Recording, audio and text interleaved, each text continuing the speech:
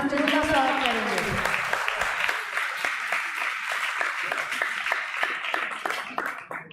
तो चलिए आज की इस मंगल गोष्ठी को प्रारंभ करते हैं।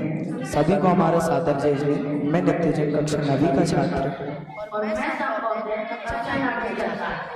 हमें सुबह प्राप्त हुआ है कि हम आज के ज्ञान गोष्ठी के संचालन करने जा रहे हैं। तो सबसे पहले मैं निवेदन करता हूँ कक्षा 9वीं के विद्यार्थी आर्चर जैन को वे आए और आज की हमारी सुंदर गोष्ठी को मंगल में मंगल बनाएं।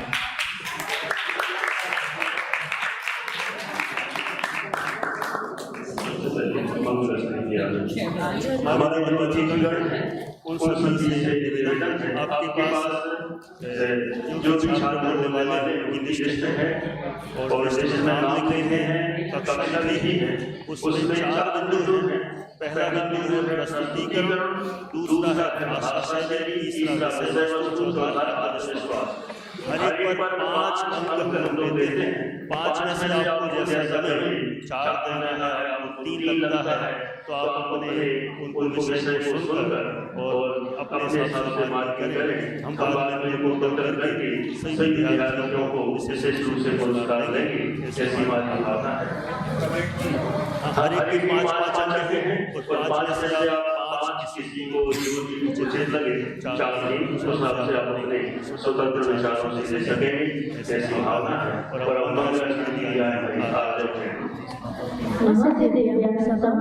सभी को मेरा सादर जय जय।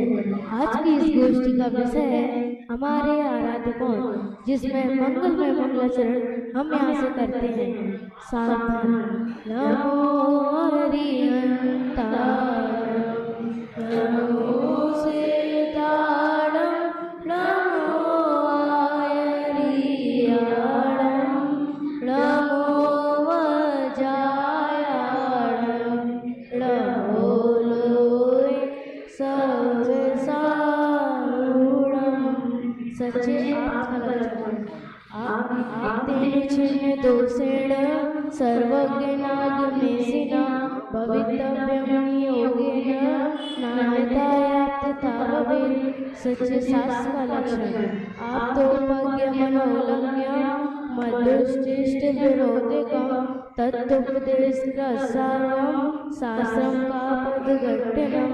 सच्चे गुरु का लक्षण विद्यासार साथी तो निरारंभो परिग्रह ज्ञान ध्यान तपोरक्ता तपस्वी सा प्रशस्यते। सच देव शास्त्र गुरु का लक्षण निर्मल देव तुम्हें प्रणाम, हे ज्ञान दीप आगम प्रणाम, हे शांति त्याग के मूर्तिवान से पदपति गुरुवर प्रणाम। देव शास्त्र गुरु कथन पर करो पूर्ण श्रद्धान, मिले शीघ्र परम पद होवे निज कल्याण, होवे निज कल्याण। जय जय।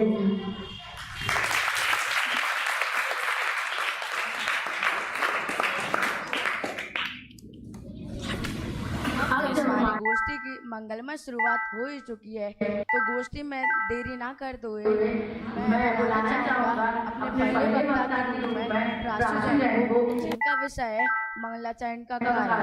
वे विषय प्रस्तुत करें।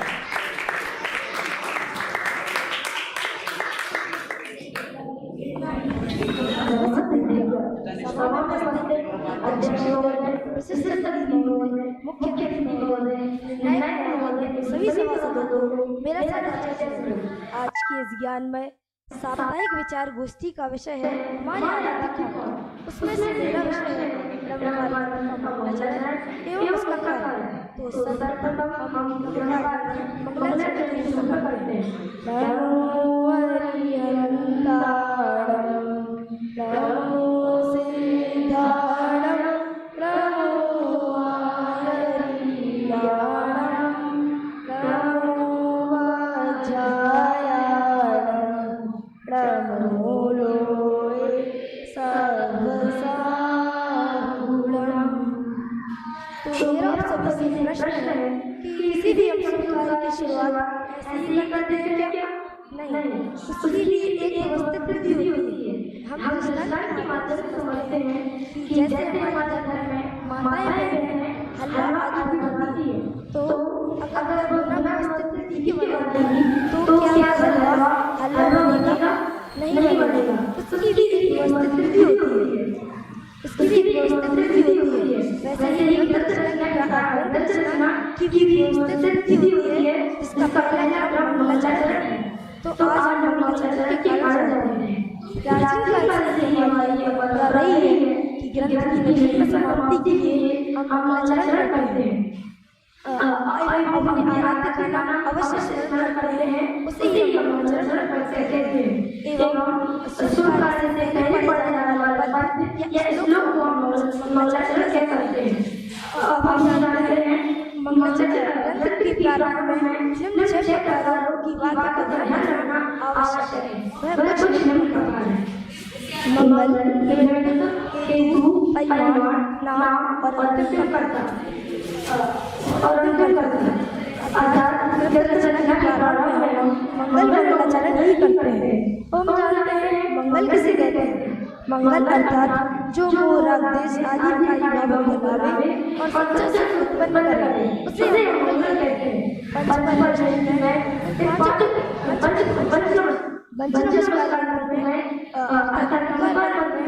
पांचों प्रकृतियों को मंगलमयी कहा है, क्योंकि इनका स्वरूप ही मंगलमयी है। इस प्रकार हर मंत्र में पंचमहाभूत की साधना करते हैं। हम जानते हैं नृत्य किसे कहते हैं। जब पदार्थ स्वयं रूप में तब उसकी उत्पत्ति में अनुकूल होने का आरोप जिस पर आए उसे हम नृत्य कहते हैं। अर्थात जो ग्रंथ है वह किसके निमित्त से लिखा जाता है। ग्रंथ तो सिर्फ मात्र भव्य जीवों के निमित्त से ही लिखा जाता है। हेतु अर्थात उसका कारण, अर्थात ग्रंथ किसके हेतु अर्थात कारण से लिखा जाता है। ग्रंथ भव्य जीवों के दुख से मुक्त होने के लिए लिखा जाता है। परिमाण अर्थात जो संख्यावाचक है, अर्थात ग्रंथ में की गाथाएं छंद है इसके बारे में बताया गया है। नाम अर्थात ग्रंथ का नाम और अंतिम कर्ता अर्थात करने वाला, अर्थात ग्रंथ रचयिता अथवा ग्रंथकर्ता। यह जानने ग्रंथ रचना की आवश्यक तो जानते हैं मंगलाचरण के कारण। तो मंगलाचरण के मुख्यतः 3 कारण होते हैं: नास्तिकता का परिहार, शिष्टाचार का पालन और ग्रंथ की निर्विघ्न समाप्ति। नास्तिकता का परिहार अर्थात नास्तिक अर्थात जो ईश्वर विश्वास न रखता हो, और परिहार अर्थात परित्याग, अर्थात नास्तिकता का परिहार अथवा परित्याग हो, इसलिए हम मंगलाचरण करते हैं। दूसरा है शिष्टाचार का पालन। शिष्टाचार का पालन अर्थात ग्रंथ रचना के प्रारंभ में हम अपने आराध्य का नाम अवश्य स्मरण करते हैं, और हमारे आराध्य तो सिर्फ भगवान है। इसमें मुझे लाइन याद आ रही है,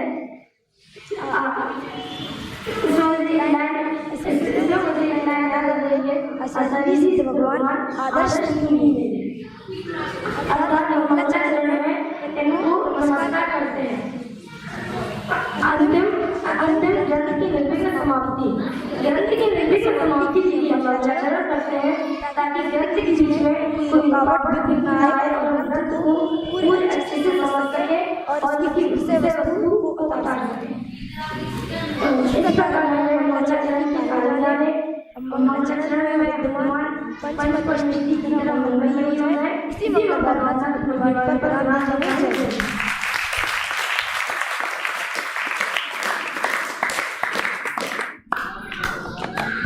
बहुत सुंदर प्रस्तुति भाई विराज ने बताया। किसी विषय पर मंत्र या पाठ को मंगलाचरण कहते हैं। अब अगले वक्ता के रूप में आमंत्रित करता हूँ नव जय कक्षा 8 की विद्यार्थी को वे आए और अपना विषय प्रस्तुत करें।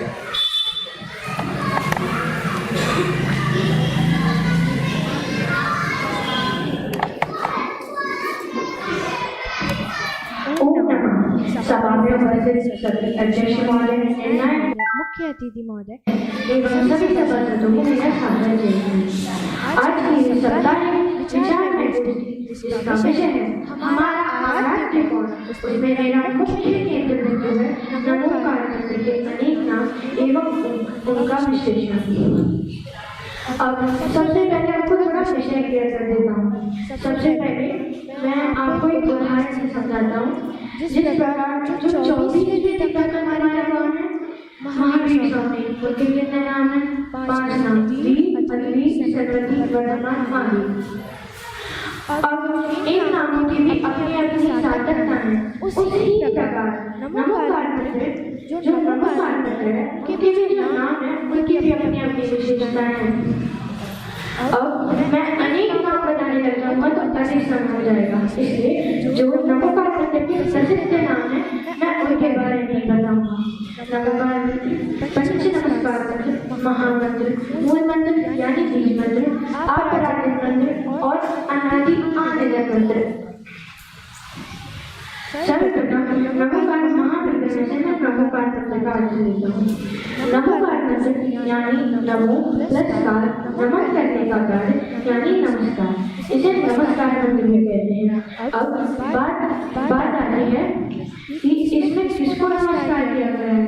इसमें 5 परमेश्वर को नमस्कार किया गया है, इसलिए इसे पंच नमस्कार मंत्र भी कहा जाता है।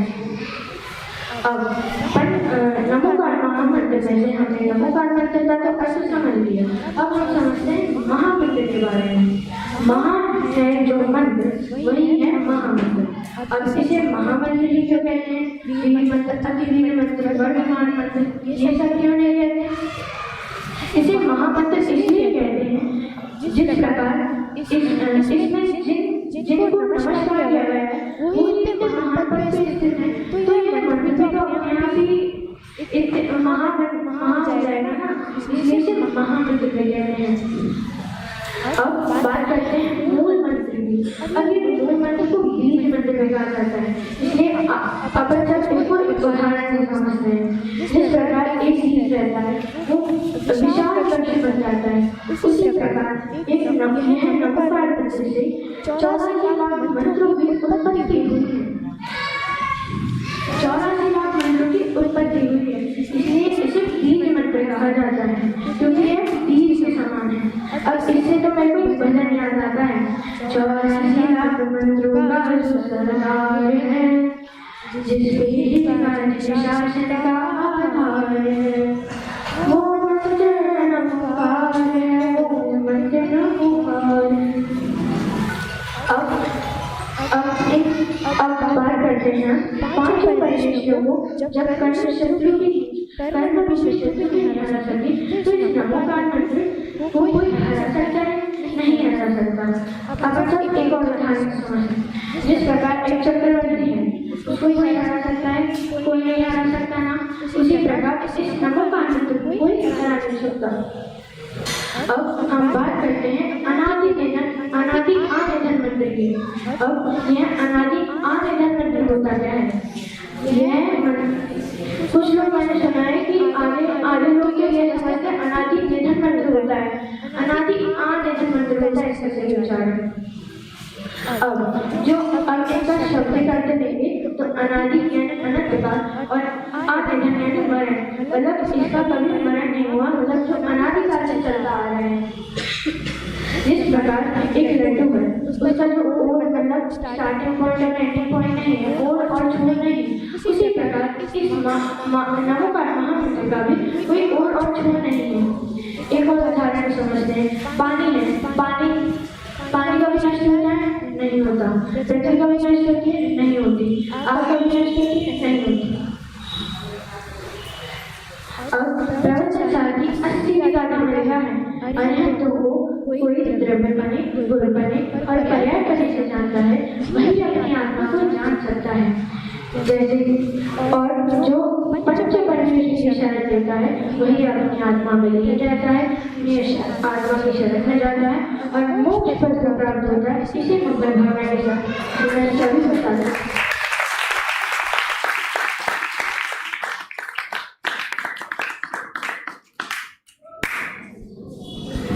बहुत ही सुंदर प्रस्तुति की कक्षा 8 के साथ भाई नव है।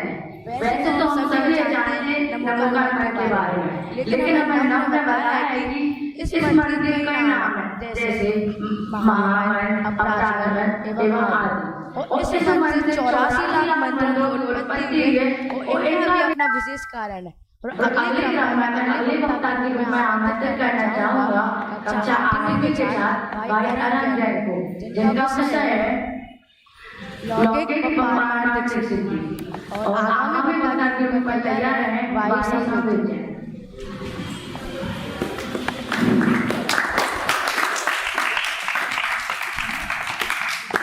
नमस्ते।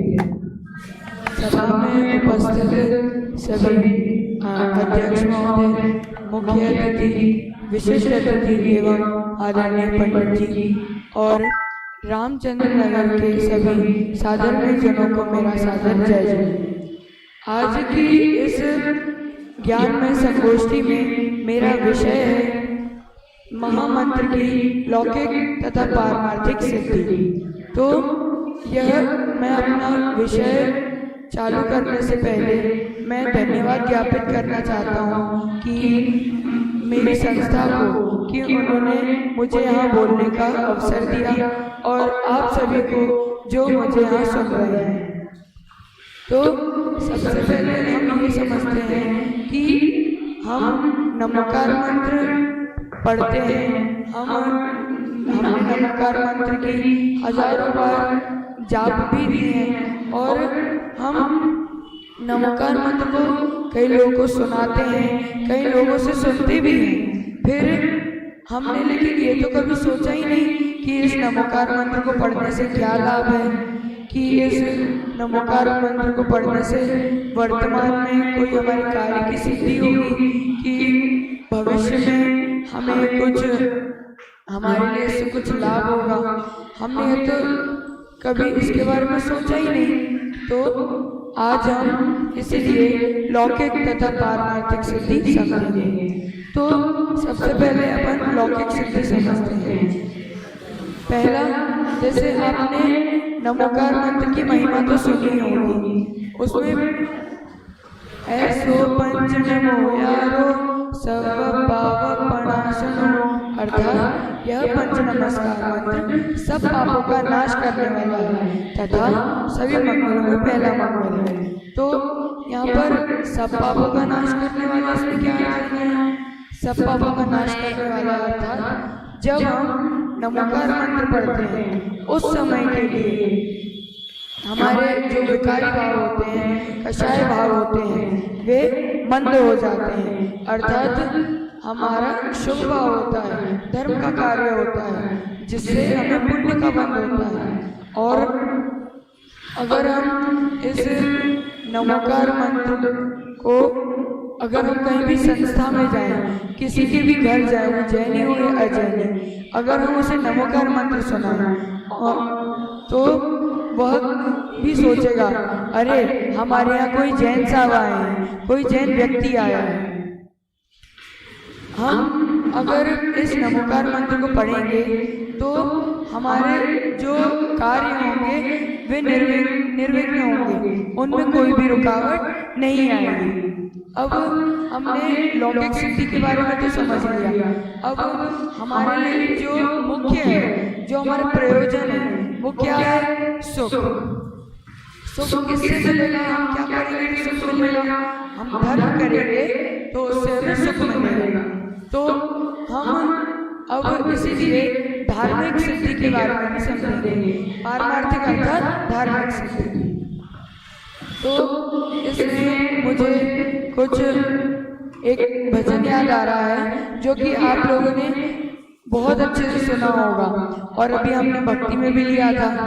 मंत्र नमोकार में प्राणों से प्यारा।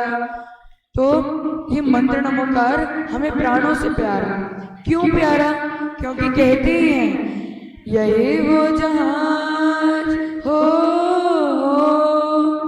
यही वो जहाज जिसने लाखों को तारा। अर्थात यही वो जहाज है जिसने लाखों को तारा। आपने एक जहाज तो देखा ही होगा जिसमें अगर अपन को नदी पार करनी है तो उस जहाज में बैठकर हम वह नदी भी पार कर सकते हैं। और अगर हमें समुद्र को पार करना है तो हम समुद्र को भी पार कर सकते हैं। लेकिन ये जो जहाज है ये तो हमें समुद्र से आगे ले जा सकता है, लेकिन जो नमोकार मंत्र अर्थात महामंत्र रूपी जहाज है ये हमें दुख रूपी महासागर अर्थात संसार से पार ले जा सकता है। ये फिर अगर हम इस नमोकार मंत्र पर सच्चा श्रद्धान करेंगे तो ये हमें दुख रूपी महासागर से पार ले जा सकता है। तो अब आपके मन में प्रश्न हो रहा होगा कैसे कैसे पार ले जा सकता है। तो आइए अपन इसी को कुछ उदाहरणों के माध्यम से समझते हैं। पहला, जैसे आपने क्या पार्श्वनाथ भगवान के बारे में सुना है? कौन है वो? पार्श्वनाथ भगवान है 23वें तीर्थंकर। तो जब वो तीर्थंकर बने थे तब तो वो महान थे ही, लेकिन जब वो गृहस्थ अवस्था में थे तब भी वे महान थे। क्यों? क्योंकि उन्होंने आग अग्नि में जलते हुए नाग और नागिन को नमोकार मंत्र सुनाया था, जिससे वे नाग और नागिन देव बने थे। नाग धर्मेंद्र बना था और नागिन पद्मावती। हमने अब ये तो देखा, अब हम और कई उदाहरण से समझते हैं। जैसे आपने जीवनधर स्वामी की कहानी तो सुनी ही होगी। उसमें उन्होंने मरणासन अवस्था में जो कुत्ता था वह बहुत पीड़ित था, तो उन जीवनधर स्वामी ने उस कुत्ते को नमोकार मंत्र सुनाया था, जिससे वह तिर्यंच गति से सीधा देवगति में गया था। सोचो नमोकार मंत्र कितना महान है, उसका कितना प्रभाव है। उस पर सिर्फ नमोकार मंत्र सुनने मात्र से ही तिर्यंच गति का जीव देवगति में जा सकता है। और पद्मरुचि सेठ के बारे में भी आपने उनकी कहानी भी सुनी होगी, जिसमें उन्होंने बैल के जीव को कहानी सुनाई, बैल के जीव को नमोकार मंत्र सुनाया था। तो क्या आप बता सकते हैं वह कौन सी गति में गया था? देवगति में। उसके भी परिणाम नमोकार मंत्र को सुनने से इतने विशुद्ध हुए थे कि वह भी देवगति में जा पहुंचा। अब मैं आपको एक ऐसे कहानी से समझाता हूँ जो आपने बहुत अच्छे से सुनी होगी। वह कहानी बहुत प्रसिद्ध भी है। वह कहानी एक ऐसे व्यक्ति की है जिसे नमोकार मंत्र का तो ढंग से उच्चारण भी नहीं आता था, तो भी उसे नमोकार मंत्र का ढंग से उच्चारण भी नहीं आता था, तो भी उसे आकाशगामिनी विद्या प्रकट हुई थी। उसे तो बस आगे पीछे का थोड़ा बहुत आता था। आड़म ताड़म कछु न जानम सेठ वचन परमाणम। तो क्या आप बता सकते हैं वह कौन था? अंजन चोर। तो वह अंजन चोर जो था उसे नमोकार मंत्र का सही उच्चारण तो आता नहीं था, फिर भी उसने उस पर इतना अच्छे से श्रद्धान किया, उसको उस नमोकार मंत्र पर और नमोकार मंत्र के साथ साथ पूरे जैन धर्म पर इतना अच्छा श्रद्धान था कि वह जब उसे सही उच्चारण नहीं आता था तो भी उसी मंत्र से वह अंजन से निरंजन अवस्था को प्राप्त हुआ। और हमने ये सब तो समझ लिया, हमने पारमार्थिक सिद्धि भी समझ लिया था, धार्मिक सिद्धि भी समझ ली, पर इसमें हमें कुछ बातें ध्यान रखनी है। जैसे कि हम नमोकार मंत्र पढ़ेंगे तो हमें यह नहीं सोचना है कि हमें कुछ प्राप्त हो जाए, हमें कुछ भोग सामग्री मिल जाए, कि हमें पुण्य का बंद हो जाए। इस प्रकार के लालच से हमें नमोकार मंत्र नहीं पढ़ना है। अगर हम इस प्रकार के लालच से नमोकार मंत्र पढ़ेंगे तो हमें लाभ तो नहीं होगा, लेकिन हानि जरूर होगी। और अब मैं इसमें जो थोड़े बहुत मुख्य बिंदु आए थे वो आपको बताता हूँ। जैसे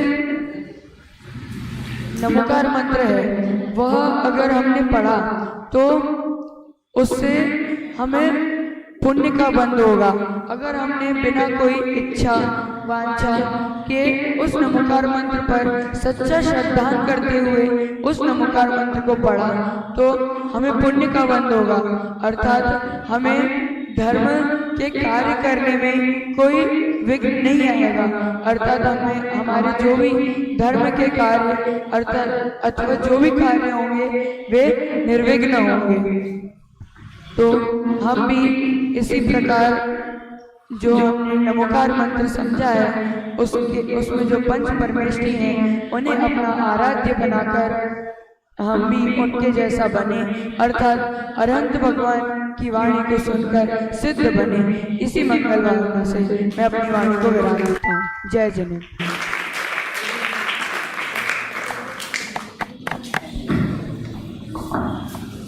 बहुत ही सुंदर ज्ञान कराया है आरंभ में कि ये नमोकार मंत्र की सच्चे श्रद्धा से अंजन से निरंजन पद की सिद्धि हो सकती है।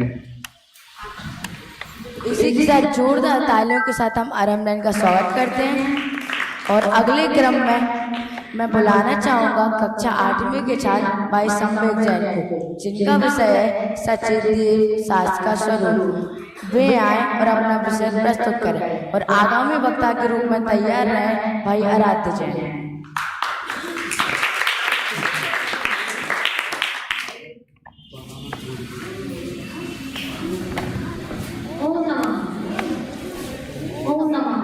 सभा में उपस्थित अध्यक्ष महोदय, मुख्य अतिथि एवं सभी सभासदों को मेरा सादर जय हिंद। आज की साप्ताहिक ज्ञानमय संगोष्ठी में मेरा विषय है हमारे आराध्य कौन। इसी गोष्ठी में मेरा विषय है सच्चे देव एवं सच्चे शास्त्र का स्वरूप।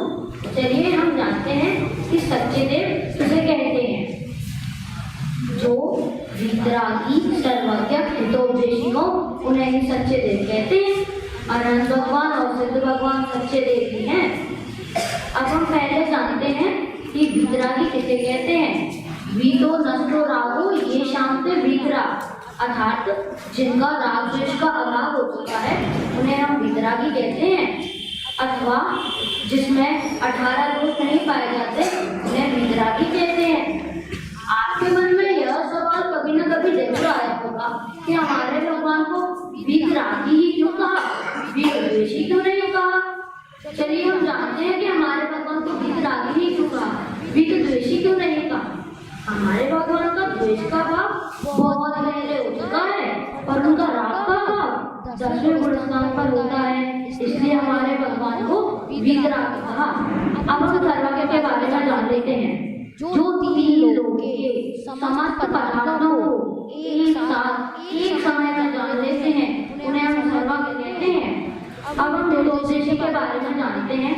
जो सर्व संसार को एक जो हमारी आत्मा के लिए उपदेश देते हैं उन्हें हम हितोपदेशी कहते हैं।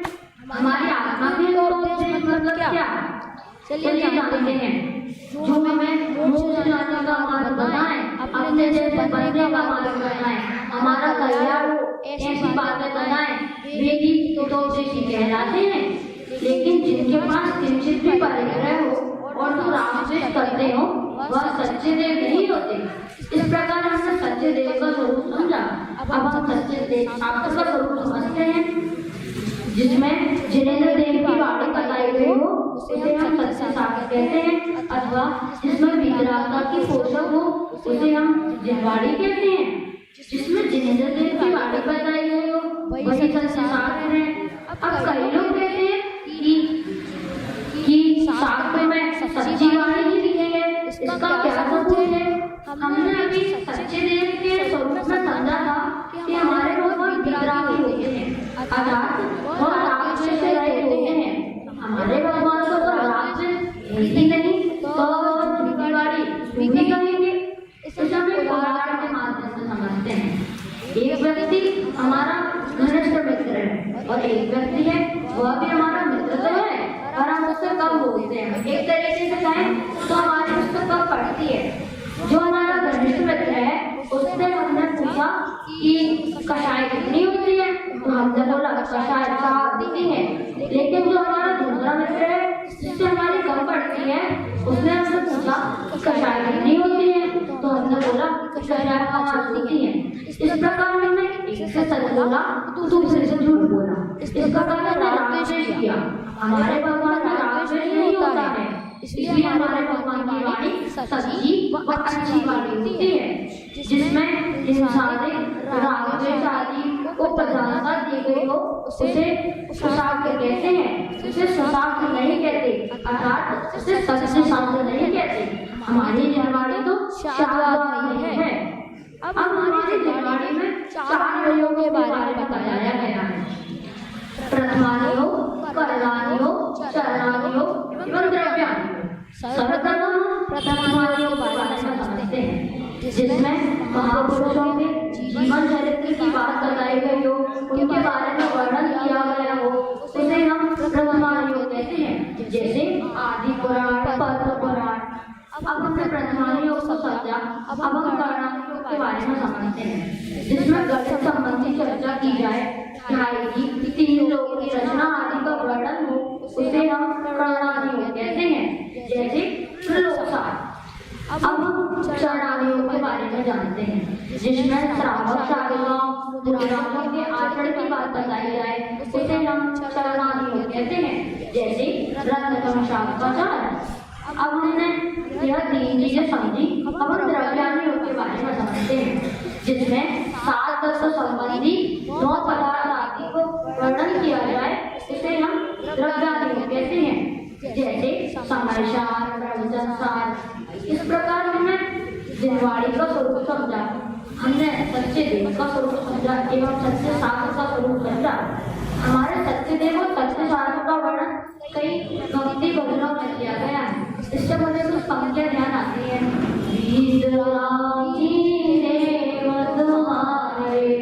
जैसा जग में गोपिका और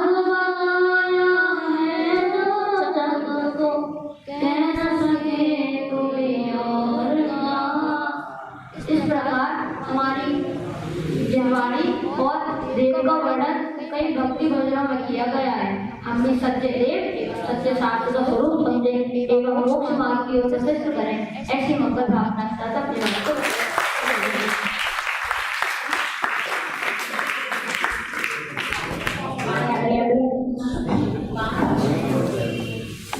बहुत ही सुंदर विषय प्रस्तुत के संवेद किए हैं। अब इसी के साथ आमंत्रित करता हूँ विषय जैन को वे आए और अपना विषय प्रस्तुत करें।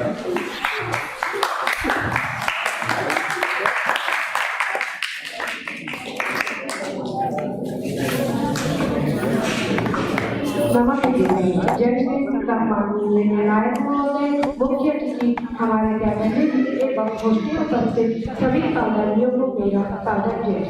तो आज की की गोष्ठी का ज्ञान मनोरंजन विषय है हमारे आराध्य कौन। तो जैसा कि इस संसार में हमारे आराध्य तो बहुत है, लेकिन इन सब आराध्यों में बस एक आराध्य सचिव जो हमारे सच्चे देश का एवं गुरु। तो ये जो संसार की बात आई गई है, जिस संसार एक भूल नहीं रहता है, जिस संसार में कितने मार्ग गलत है, तो उन्हीं मार्गों में गलत मार्गों को हटाकर एक मार्ग सच्चा है जो हमारे सच्चे देश का एवं गुरु का। तो अन्य जो गुरुदेव होते हैं ये बेहद ही राग से बने होते हैं और परिचय साथ में रखते हैं, जबकि हमारे देव जो होते हैं उन्हें कुछ देव को नहीं, उनके 3 गुण बुद्धि है जो है विचारता, सर्वज्ञता एवं हितोपदेशता। अब विचारता क्या है? जिनका राग भी क्या है वो विचारता, सर्वज्ञता जिनके ज्ञान में तीनों कालों की तीनों लोगों की बातें एक समय में चलती वो सर्वज्ञता। हितोपदेशता जो हमारे हित को उपदेश दे, हमें संसार विभूल करने की रास्ता बताए वो होगे हितोपदेशता। और जब ये दूसरी तरफ लड़की डाले तो विवेक जो होते हैं ठीक से उल्टे होते हैं। रास्ता इसका उल्टा ठीक हो गया रागी देशी, सर्वज्ञता इसका ठीक उल्टा हुआ कुज्ञानी, और जो हितोपदेश इसी का उल्टा हो गया कुमार। तो ये जो कुदेव के ऐसे होते हैं, ये राग से अत्यधिक मलिन होते हैं, वैटा गधा आदि के साथ में रखते हैं।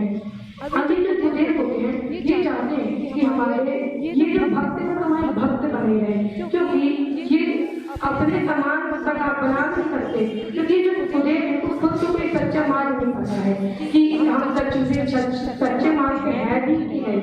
अब ये जो जबकि हमारे होते वो हमें हमारे हित को देते, अपने समान बनाने को देते, ऐसे हुए हमारे खुदे।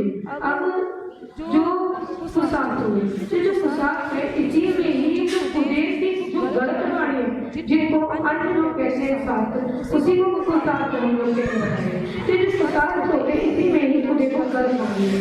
फुसाद में खुदी ही कहा कि तुम खुदे को पूजो, उनकी श्रद्धा रखो, उनकी भक्ति करो, गुणगान करो, उनके अर्चना करो, तो तुम एक दिन अवश्य उनकी रक्षा करोगे।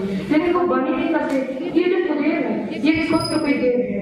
अब ये फुसाद गुरु क्या है? ये जो गुरु होते हैं ये भी लाख से अधिक माने होते हैं, और ये जो गुरु होते हैं 6 रात में गुरुओं का वर्णन किया गया है कि जिस प्रकार एक पत्थर की नौका होती है उसमें जो बैठते हैं वो खुद से टूटते हैं, पता नहीं जो खुद भी डूबते हैं और अन्य को भी डुबा देते हैं। ये उसी तरह जो गुरु है खुद के संसार की भूल में भटकेंगे, अपने साथ जितने भक्तों में पढ़ पाएंगे। अब इसी को ध्यान रखते हुए लेकिन मन में एक भजन है, जगत के देव सब देखे, कोई लागी कोई बेची, किसी के हाथ आयुध है, किसी को नाम बाकी है। यही खुदे को फुसाद और गुरुओं का स्वरूप।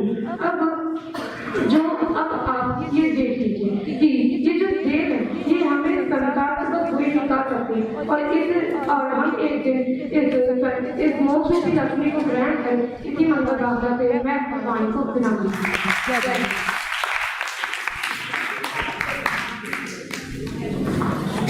जो हमेशा शास्त्र परिवर्तन करवाने का कारण है, ऐसे को देव को शास्त्र को उनका स्वरूप समझाया। तो अब जब हमने खुद को साथ गुरु का स्वरूप जान ही लिया है, लेकिन हमारा मुख्य उद्देश्य तो है मोक्ष मार्ग को प्राप्त करना। तो हम मोक्ष की प्राप्ति तो सिर्फ गुरु बन के ही कर सकते हैं। तो अगले क्रम में मैं बुलाना चाहूँगा कक्षा 8वीं की छात्र भाई आराध्य जैन को, जिनका विषय है सच्चे गुरु का स्वरूप। वे आए और अपना विषय प्रस्तुत करें।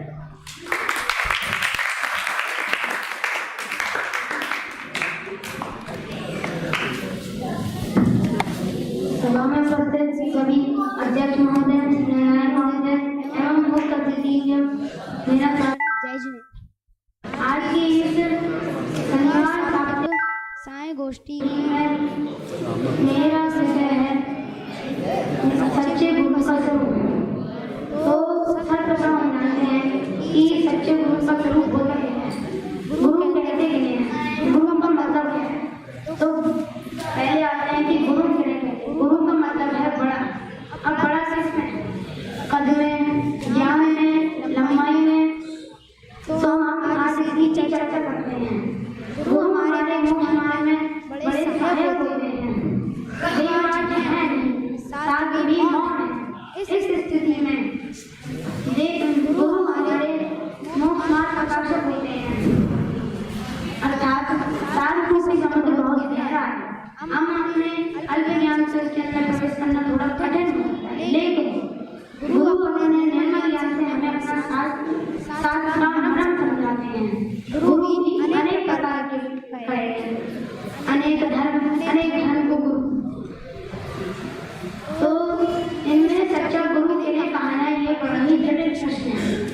तो अगर देखा जाए तो लौकिक क्षेत्र में हमारे माता पिता अध्यापक या हमारे गुरु, लेकिन पारमार्थिक क्षेत्र में गुरु किन्हें कहा है ये हमें समझना होगा। जुगल किशोर जी ने लिखा है मेरी भावना में, विषयों की आसान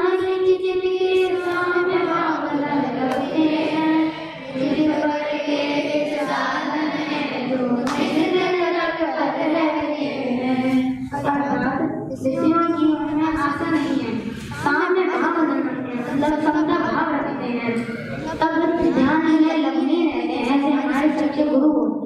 होते हैं। तो सच्चे गुरु की कुछ विशेषताएं हैं, होती तो बहुत है, पर हम थोड़े केंद्र बिंदु से बताते हैं। पहली विषयाशक्ति रहित, उन्हें अपने विषयों पे ही आशा नहीं होती है, मतलब वो पंचेंद्रिय विजय होते हैं।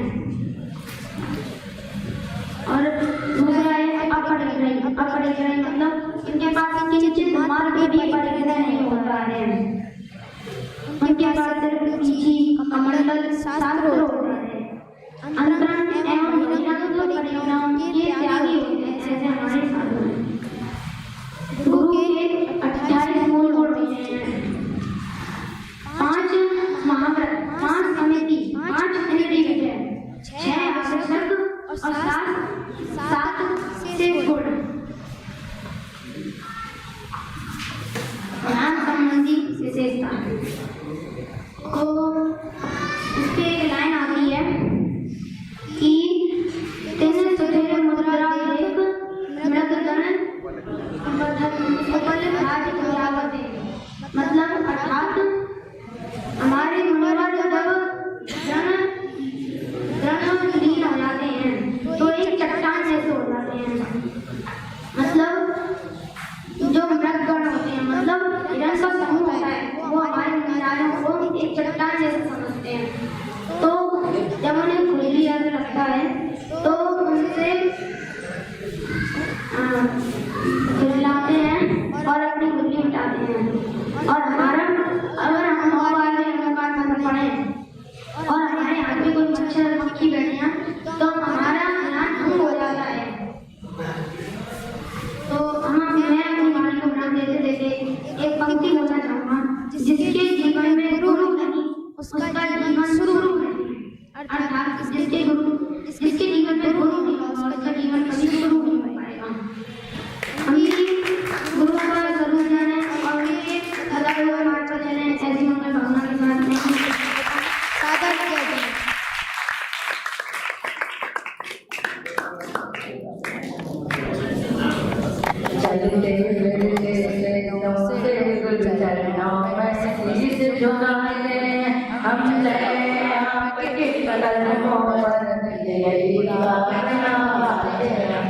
इस प्रकार हमें आराध्य जैन ने सच्चे गुरु का स्वरूप बताया।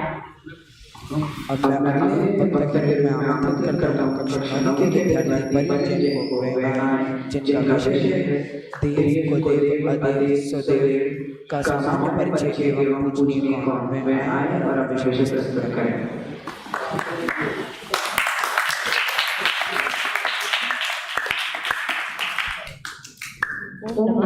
सभा में उपस्थित अध्यक्ष महोदय, निर्णायक महोदय एवं सभी श्रोतागणों को मेरा सादर जय। आज की सेवानियां गोष्ठी जिसका विषय है हमारे आराध्य कौन, जिसमें मेरा विषय बिंदु है देव को देव अदेव वासुदेव का स्वरूप एवं पूज्य कौन। तो सर्वप्रथम हम बात करते हैं कि देव कौन है और उनका स्वरूप है। जिनके पुण्यादि कार्य करके देवायु कर्म का बंध हुआ है और जिन्हें वैक्रिय शरीर प्राप्त हुआ है वे देव हैं, और जो देव रहते हैं उन्हें समस्त प्रकार के सांसारिक सुख प्राप्त होते हैं। इनके 4 प्रकार के हैं। प्रथम भवनवासी अर्थात भवनों में रहने वाले। द्वितीय व्यंतर अर्थात जो कौतूहल प्रिय रहते हैं अर्थात चंचल रहते हैं, ऐसे व्यंतर देव। ज्योतिषी देव अर्थात जो ज्योतिर्मय विमानों में रहते हैं। आप जो रोज सूर्य चंद्रमा आदि देखते हैं वे इन्हीं देवों के विमान होते हैं। तो ऐसे हैं ज्योतिषी देव। और चतुर्थ वैमानिक देव। वैमानिक अर्थात विमान में रहने वाले। कौन से?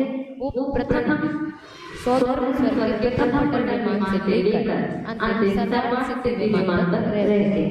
अब हमने देव का स्वरूप तो समझ लिया, अब को देव और अदेवों का स्वरूप समझने से पहले हम समझते हैं कि इनका स्वरूप समझना क्यों जरूरी है। तो इस संदर्भ में पंडित दौलत राम जी छेड़ा में लेते हैं बिन जाने दोष गुण को कैसे तजलिए कि हम बिना दोषों को जाने अच्छे को कैसे ग्रहण कर सकते हैं। जैसे कि एक अदालत है तो वहाँ जब निर्णय लिया जाता है तो बात दोनों पक्षों की सुनी जाती है। उसी तरह हमें अच्छे को ग्रहण करने से पहले दोषों को भली भांति जानना आवश्यक है। अब हम जानते हैं कुदेव कौन है और उनका कैसा स्वरूप है। तो कुदेव का स्वरूप समझाते हुए पंडित दौलत राम छेड़ा जी कहते हैं कि जो राग द्वेष मलकर्म वनिता गदा जो चिन्ह चिन्ह अर्थात जो राग द्वेष रूपी मैल से मलिन होते हैं वो सरागी होते हैं और वनिता अर्थात स्त्री के सहित होते हैं और गदा के चिन्हों से जाने जाते हैं। जैसे स्पष्ट है वे साथ में अस्त्र शस्त्र आदि रखते हैं, ऐसे कुदेव होते हैं। अब हमने कुदेव का स्वरूप समझ लिया, अब हम समझते हैं अदीप कौन है और उनका कैसा स्वरूप है। तो जो ना देव होते हैं और ना ही कुदेव होते हैं, तो फिर जिज्ञासा होती है कि होते क्या हैं? बस लौकिक मूर्तावश अर्थात संसार में जो उल्टी मान्यता चली आ रही है, चल रही है, उनके कारण संसार में पूजे जाते हैं। तो वे अदीप हैं, जैसे कि किसी भी पत्थर पर टीका आदि लगाकर पूजने लगा। तो अब हम समझते हैं सच्चे देव का स्वरूप। तो सच्चे देव का स्वरूप अथवा सुदेव का स्वरूप समझाते हुए आचार्य समंत भद्र रत्नकर्म श्रवकाचार्य की छठे श्लोक में लिखते हैं आपतेनो चिन्तो सेन सर्वज्ञानादिवेशिना भवितव्यं योगेन नान्यथा तथा भवेत्। जिनेंद्र आपके अथवा जिनेंद्र देव के तीन गुण कहते हैं। प्रथम वीतरागता, बीत गया है राग द्वेष। इसके अतिरिक्त वे 18 प्रकार के दोषों से रहित होते हैं। द्वितीय सर्वज्ञ जो तीन लोग तीन काल के अनंत द्रव्यों के अनंत पर्यायों को एक समय में जान लेते हैं। ऐसे सर्व और हितोपदेशी अर्थात जो हमारा हित है निराकुल सुख ऐसे हित का उपदेश देते हैं। इसके अतिरिक्त वे द्वादशांग रूप आगम के मूल करता है, इसलिए हितोपदेशी। और अब हमने चारों का स्वरूप समझ लिया। अब हम समझते हैं कि कौन पूज्य है और कौन पूज्य नहीं है। तो सर्वप्रथम बात करते हैं देव और कुदेव की। तो जो देव और कुदेव होते हैं वे विषयासक्त होते हैं, अर्थात विषय भोगों में लीन रहते हैं, जिसके कारण उन्हें संयम धारण करना बहुत कठिन रहता है। तो उनके राग द्वेष की अधिकता हो जाती है, जो पूज्यता का कारण होता है राग द्वेष की हीनता और ज्ञान की अधिकता। तो उनमें इसका विपरीत हो जाता है राग द्वेष की अधिकता और ज्ञान की हीनता, जिसके कारण वे पूज्य नहीं। अब बात करते हैं अदेव की। तो जो अदेव होते हैं वे कल्पित देव होते हैं, जिनका कोई अस्तित्व ही नहीं होता। तो हम उनमें राग ज्ञान आदि कैसे घटित कर सकते हैं? उनमें तो चेतना ही नहीं पाई जाती, तो वे पूज्य नहीं। अब बात करते हैं सुदेवों की। तो जो सुदेव होते हैं वे वीतरागी सर्वज्ञ और हितोपदेशी होते हैं। तो वीतरागी मतलब उन्होंने समस्त भाव कर्म का नाश कर दिया है, जिससे उनके राग द्वेष की हीनता है और सर्व तीनों कालों के अनंत द्रव्यों की समस्त पर्यायों को एक समय में जान लेते हैं। तो उनके ज्ञान की अधिकता है, तो वे पूज्य हैं। अब मैं कुछ पंक्तियों के साथ अपने वाणी को विवरण देना चाहूँगा। जन्मादि फल पाए हैं को ज्ञान राग से बारंबार, अब विपरीत प्रवर्तन कर अजर अमर फल पासे विकार। अर्थात जन्मादि फल हमें दुख देने वाले फल हैं, ऐसे फल हमने कैसे पाए हैं? हमने मिथ्या देवों की शरण जाकर ज्ञान को धारण करके ऐसे फल पाए हैं। और उनसे बचने के लिए हमें मिथ्या देवों की शरण में नहीं जाना है और हमें एकमात्र वीतरागी मार्ग पर चलकर मोक्ष मार्ग में अग्रसर होना है। इसी मंगल भाव के साथ मैं भगवान को देना चाहूँगा। सभी को सादर जय जय।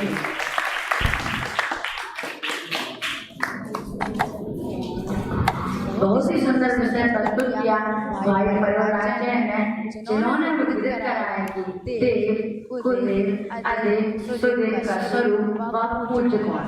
तो सर्वप्रथम हमारे लिए पूज्य सूर्य आचार्य देवी पूज्य है, क्योंकि जब मैं राजद्वेष की हिंसा और गौरव की विधानता होती है, ऐसे सत्यदेव अर्थात सूर्य भी पूज्य है।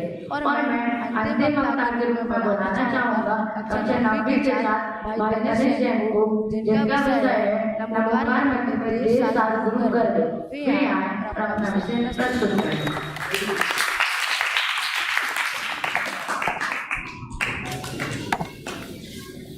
नमस्ते दिव्या सभा में उपस्थित सम्मान्य मंच एवं सभी साधारण जनों को मेरा सादर जय हिंद। आज की इस आध्यात्मिक गोष्ठी का जिसका विषय है हमारे आराध्य कौन, इसमें से मेरा मुख्य बिंदु है नमोकार मंत्र में 13 शास्त्रों गर्भित कहते हैं। इस विषय को जानने से पहले मैं आपको नमोकार मंत्र के बारे में कुछ सामान्य बातें बताना चाहूँगा। यह नमोकार मंत्र हमारे प्रथम ग्रंथ षटखंडा ग्रंथम मंगलाचरण जिस ग्रंथ को आचार्य भूतबली और आचार्य पुष्पदंत ने लिखा। इस मंत्र में 5 परमेश्वर का नमस्कार किया गया है, अरिहंत, सिद्ध, आचार्य, उपाध्याय, साधु। तो इन 5 परमेश्वरों में देव, शास्त्र, गुरु ये तीनों गर्भित कैसे इसको समझते हैं। सर्वप्रथम देव की बात करते हैं तो इन 5 परमेश्वरों में से 2 होते हैं देव, एक सिद्ध एक अरिहंत। सिद्ध जिन्होंने 4 आदि अघाती और कर्म का नाश करके 8 मूल गुण प्रकट किए हैं, वही उनके गुण है, वही उनके मूल गुण है। फिर अरिहंत जिन्होंने 4 आदि कर्मों का नाश करके अनंत चतुष्टय प्रकट किया है। फिर बात करते हैं देव, ये दोनों देव हुए। अब शास्त्र कहते हैं कि जो अभी हमने बात करी अरिहंत की, जिनके 46 मूल गुण होते हैं, जो तीर्थंकर अरिहंत होते हैं जिनका संवत्सर रहता है, देवध्वनि कीर्ति है, देवध्वनि कीर्ति है। तो देवध्वनि में देवध्वनि कैसी कीर्ति है उनकी ओमकार में कीर्ति है। इससे एक भजन हमें प्राप्त होता है, ओमकार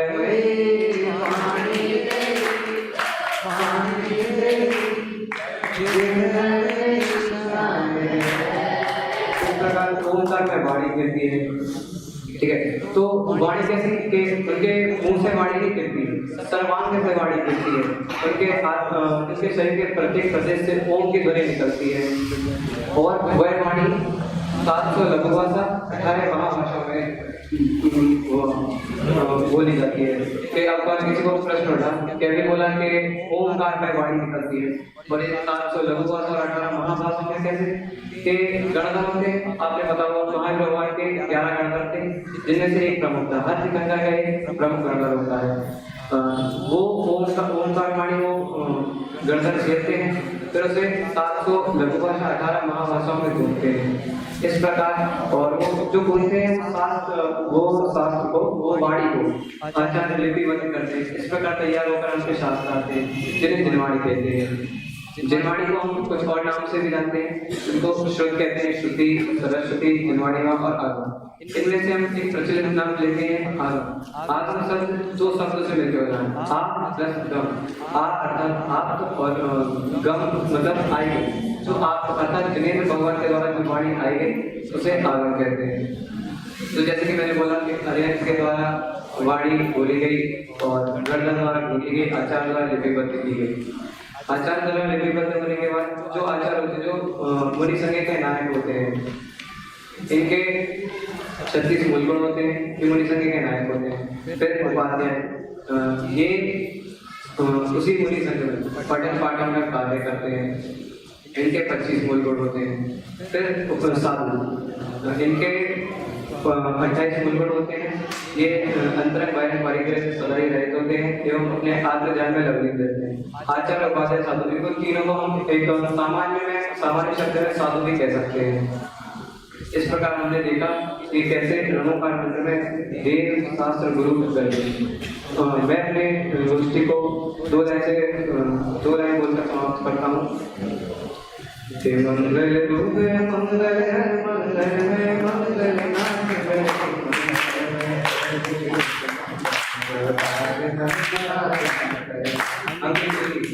पांचों परमेश्वर और देव शास्त्र गुरु के बताए हुए मार्ग पर चले और मोक्ष मार्ग में अग्रसर इसी मंगल भावना से सत्संग साधन।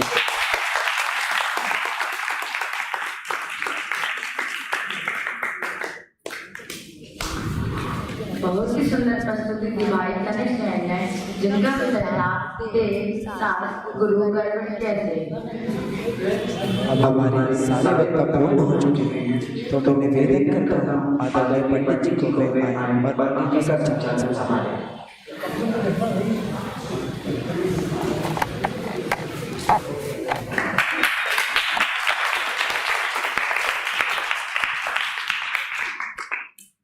अब मुझे लगता है ढाई दिन का परिचय लेने की जरूरत है, नहीं समय ज़्यादा मुझे इसलिए समय ज़्यादा हो चाहे कम हो उसकी बात नहीं है कि बच्चे ऐसा बोलते हैं ये असली परिचय है। हमें परिचय देना पड़े कि हमारे यहाँ क्या चलता है वो बताने की जरूरत नहीं पड़ती।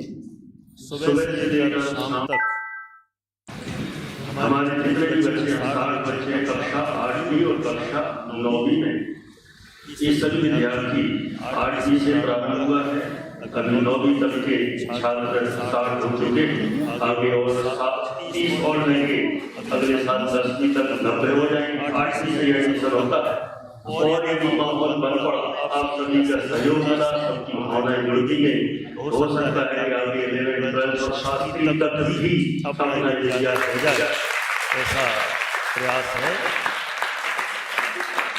आगे 150 तक बच्चे वहाँ पर रहेंगे ऐसी भावना है। मंदिर सबने देखा ही है, वहाँ का पूरा परिसर, पूरा प्रांगण, ऐसे ढाई दिन के सभी विद्यार्थियों ने लगातार वहाँ पर, आप ये नहीं जानते 2 मिनट के बाद हम हमारे अतिथियों का उद्बोधन भी सुनेंगे। बस वहाँ धार्मिक शिक्षण तो दिया ही जाता है, सुबह प्रेयर होती है, फिर पूजन में भी जाते हैं, फिर शाम को भक्ति प्रवचन, उनकी धार्मिक क्लास और ये संडे टू संडे गोष्ठियाँ, अनेक अनेक कार्यक्रम, ये सब होते हैं। तो कई लोग ऐसा धर्म में पढ़ाते हैं क्या, कई लोग इसलिए भी जाते हैं, तो कौन जाए कौन भेजे, ऐसा नहीं है। ये तो उनका जो घर का मोबाइल टाइम था और टीवी का टाइम था, उसको बचाकर धर्म में हमने लगाने का प्रयास किया। कोई अलग से समय नहीं गया, उसको इसमें कन्वर्ट कर दिया। अब जो उनका CBSE इंग्लिश मीडियम का स्कूल का, तो वे सभी स्कूल में जाते हैं सुबह 8:30 से लेकर 2:30 बजे तक। वहाँ एक बहुत अच्छा स्कूल है, पुणे की ब्रांच है, CBSE इंग्लिश मीडियम का है, बहुत अच्छा स्कूल है, उसमें सब पढ़ते हैं, अच्छा ध्यान करते हैं। और यदि कहीं कोई समस्या होती है तो बाद में उनके लिए स्पेशल ट्यूशन कोचिंग की व्यवस्था करते हैं और बच्चों का बहुत अच्छा रिजल्ट भी आता है। ऐसा बराबर प्रयास चल रहा है और सभी विद्यार्थी हर क्षेत्र में, लोक के क्षेत्र में सब जगह उन्नति कर रहे हैं।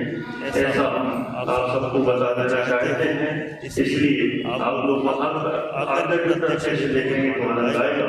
अब इसी के साथ जो हमारे अतिथिगण हैं, सबसे पहले तो मैं रामचंद्र मेले के सभी ट्रस्टियों को बहुत बहुत धन्यवाद देना चाहता हूँ, जिन्होंने हमारी भावना के अनुकूल हमारे अतिथिगण यहाँ बैठे हुए हैं।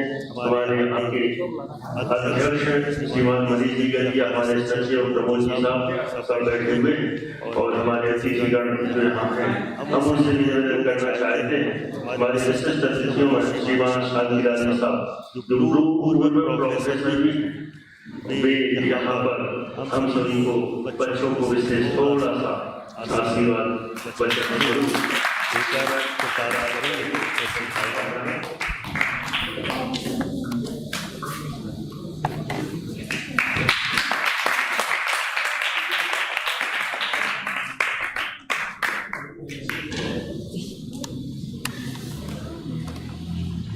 सभी बच्चों को बहुत बहुत हार्दिक बधाई।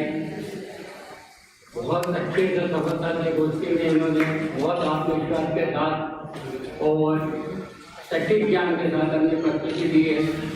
ये 8 बच्चों ने जो प्रस्तुति दी है, इससे स्पष्ट है कि बाकी सब बच्चे भी उतने ही मतलब आत्मविश्वास से युक्त और अपने विषय से संपन्न है।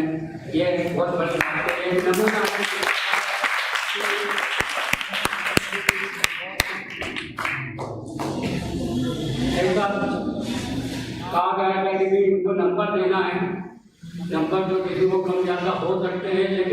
तो सबके नंबर बराबर है।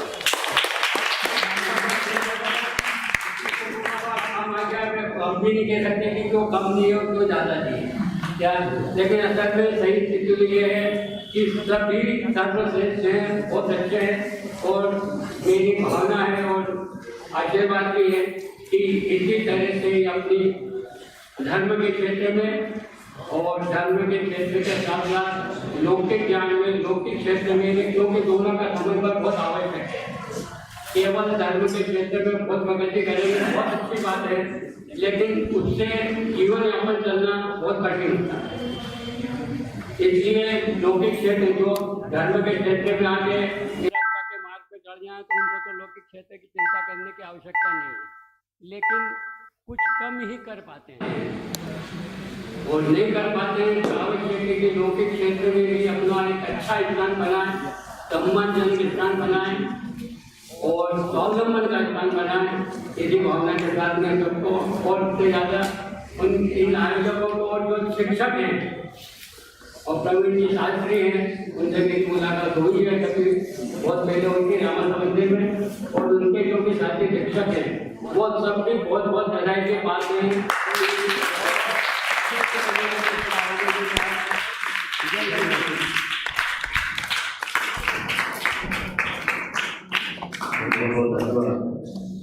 शांति साहब, बीच बीच में हम आपको थोड़ी थोड़ी सी जानकारी और लेते रहेंगे।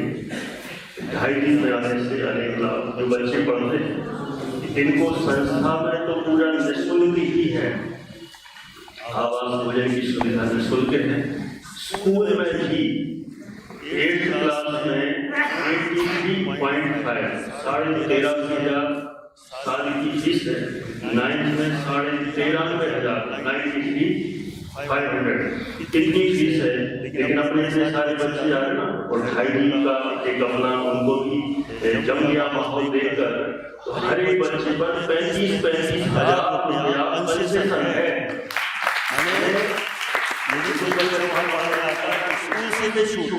अपने यहाँ से तो सही है, ये सारी सुविधाएं सबके लिए एक्स्ट्रा है, इसलिए जो भी लोग आपके यहाँ के और बच्चे आना चाहें तो जरूर आएं। हम आमंत्रित कर रहे हैं विशिष्ट श्रीमान भाई भावी प्रसाद जी साहब प्रधान जी को देखिए कैसे आपको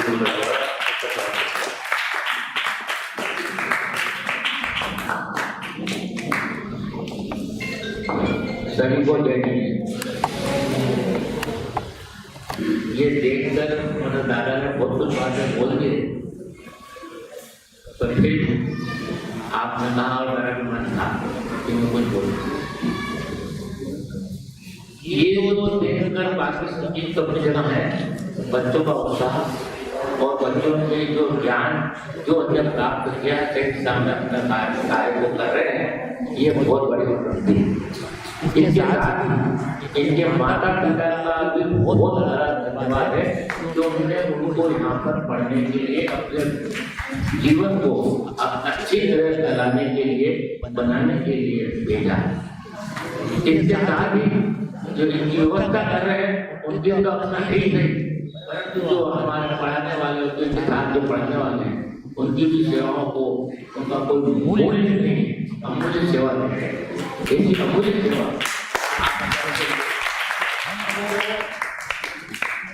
ये धर्म को बचाना और चलाना है तो हमको ऐसी पीढ़ी को प्रयास करना पड़ेगा। जब तक एक पीढ़ी नहीं होगी ये पीढ़ी आगे चलते देश धर्म की पताका को फहराने में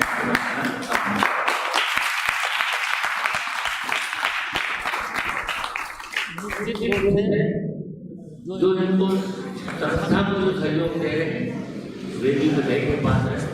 ये संस्था चलने में आगे बढ़ने में आप और हम जैसे लोगों का ही एक भावना है, उस भावना के द्वारा हम उनकी आगे बढ़ाने में और इनके उत्साह को और बढ़ाने में अपना सहयोग प्रदान कर रहे हैं।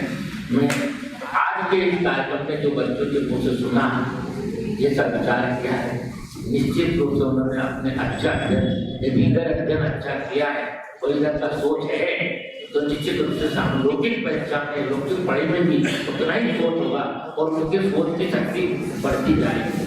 जैसे हमारे शिक्षक ऐसे हैं तो इनका ज्ञान में कुछ विस्तार होगा।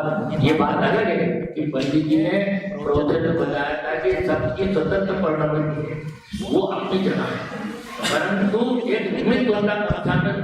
टीचर 40 जनों को पढ़ाता है, एक विषय पढ़ाता है, एक ही तरह से पढ़ाता है, पर तो ग्रहण करने के तरीके सबके अपना अलग अलग होते हैं। उसी कक्षा में फर्स्ट क्लास भी आता है और कम नंबर भी लाता है, परंतु यदि वो ठीक से अपने परिणाम को सुधारेगा तो वो भी आगे बढ़ सकता है। इन सब कामों का सभी को धन्यवाद।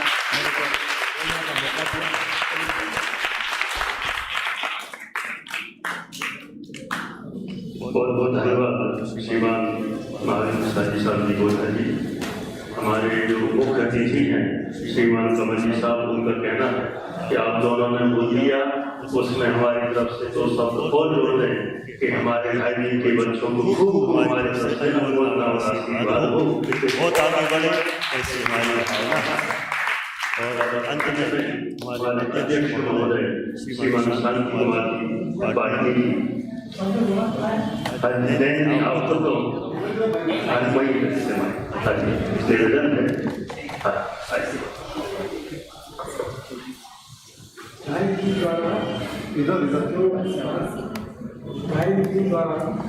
जो बच्चों को पढ़ाया जा रहा है, गांधी ज्ञान दिया जा रहा है, बहुत अच्छा भी है। आज की गोष्ठी से आप उसको घर पर लाते हैं, इससे उसका हौसला होता है और जागृति होती है, यही रहता है। और उसमें जो कुछ सही कहा आप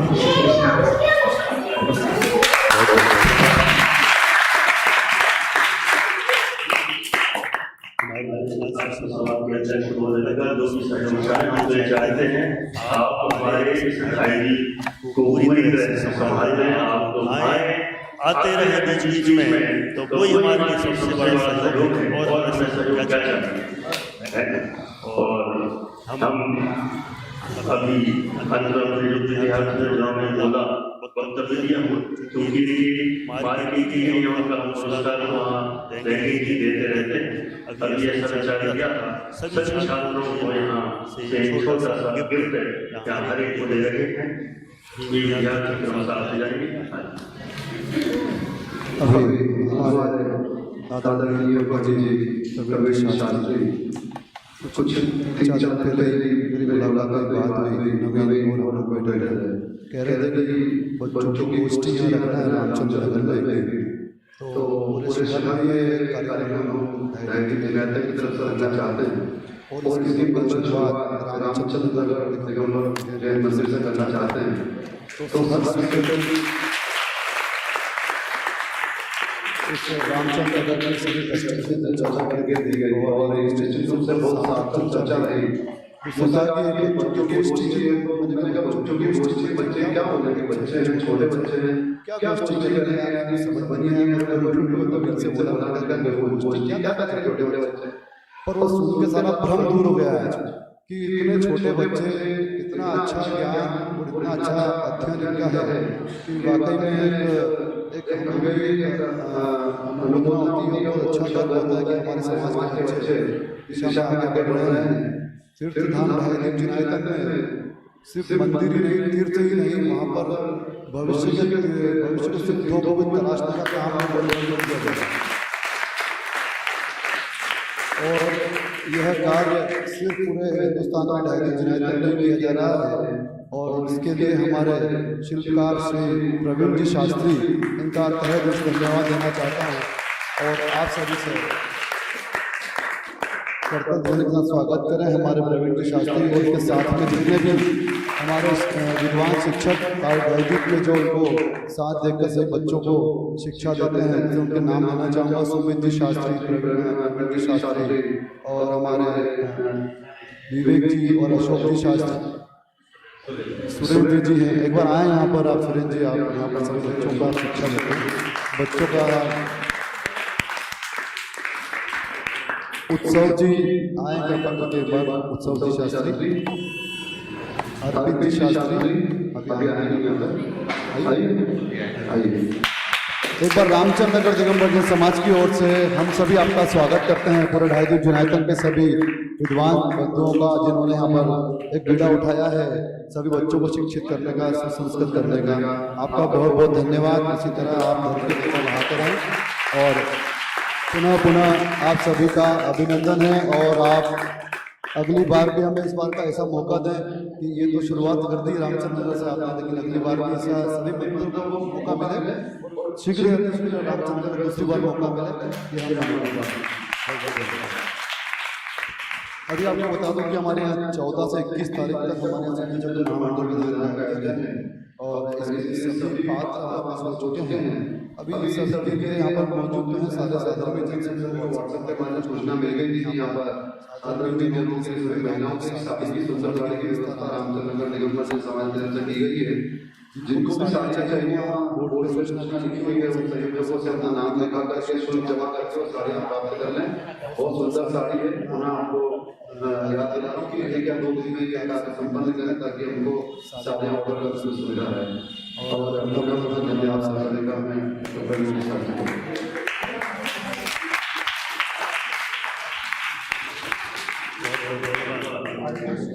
सचिव महोदय ब्रह्मण जी साहब, उनको बहुत बहुत धन्यवाद जिन्होंने यहाँ पर एक तरह से यहाँ उन्होंने से आभार प्रदर्शन कर दिया। मैं सुंदर तो बुलाऊंगा, उन्होंने आगे बहुत सुंदर यहाँ चर्चा की। हमारे सभी विद्यार्थियों को एक छोटा छोटा सा पुरस्कार दे रहे हैं। विद्यार्थी क्रम से आगे जा रहे प्राप्त जैन, नव जैन, आराम जैन,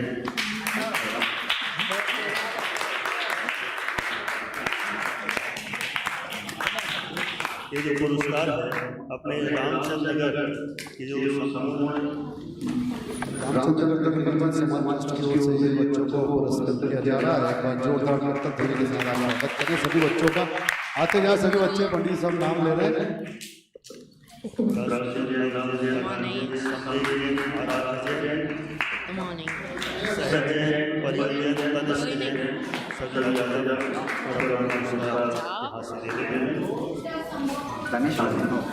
और हमारे दोनों संचालक मंगलाचरण करता है, मंगलाचरण जिन्होंने संचालन किया हमारे अतिथि महोदयों के संभावना है।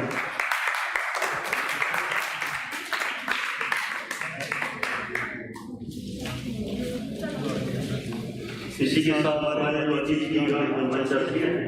उन सभी को एक बड़ी स्थान चर्चा के करती है। हो सकता है कि लोगों ने देखी हो, पढ़ी हो। यहाँ से अतिथि महोदयों को हम भेंट करना चाहते हैं, तो कृपया इसको सही भाव से ग्रहण करेंगे। हम लोग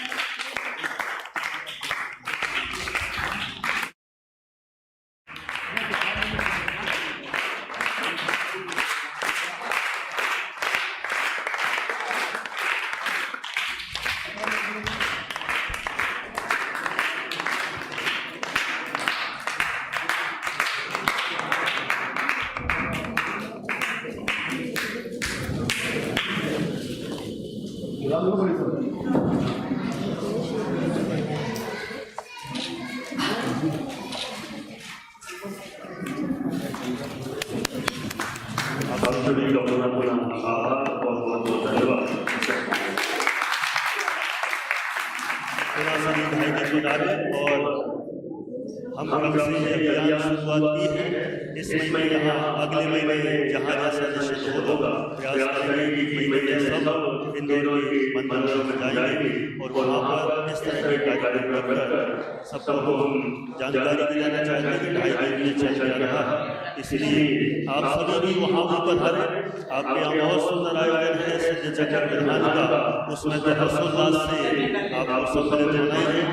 2.5 दिन में भी अष्टांगिका पर वहाँ पर प्रवचन सार विधान है, उसी पर गोष्ठियाँ, उसी पर प्रवचन, उसी पर कक्षाएं पूरा प्रवचन सार में अष्टांगी का है। हम आपको संकट में डालना चाहते हैं कि यहाँ रहेंगे, वहाँ रहेंगे, सब जगह रहेंगे, सिद्ध चक्र विधान का भी लाभ लेंगे और प्रवचन सार का भी लाभ लेंगे। असली ये है उन सब में सार रूप आत्मा तत्व है, उसका लाभ लेंगे। ऐसी हम सभी की भावना है। सभी भाई बता रहे हैं, सभी को धन्यवाद और आप सभी को भाई जी के सभी छात्रों को पूरे ढाई दिन का सादर आमंत्रण है कि रामचंद्र जो बड़े समाज की ओर से सिद्ध महात्मा गांधी का आचार्य उन्होंने देश की प्रतिभा का विज्ञान संजय जी जेवर कोटा से बढ़ाता है, तो निश्चित रूप से आप सभी उनका भी लाभ लेंगे। निमंत्रण आपको सभी बताएंगे और सभी से निवेदन है कि मंदिर के बाहर नवीन जी कविता जी पाटनी की ओर से दुख पान की व्यवस्था की गई है। आप सभी बाहर दुख पान करते हैं।